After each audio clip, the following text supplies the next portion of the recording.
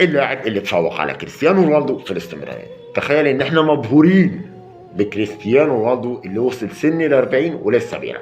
طب تخيل بقى ان في لاعب لحد دلوقتي بيلعب وهو عنده 57 سنة. ايوه 57 سنة. اللاعب ده اسمه كازيوشي ميورا، لاعب ياباني، كان من اشهر اللعيبه في فتره التسعينات، من اشهر اللعيبه الاسيويه في فتره التسعينات. لعب لسانتوس البرازيلي في 86. يا عبد الصمد 86. ايوه 86. سجل عدد اهداف دوليه 55 هدف في 89 مباراه، وحصل على كاس اسيا مع منتخب بلاده اليابان في سنه 92. ده الموسم ال 39 ليه.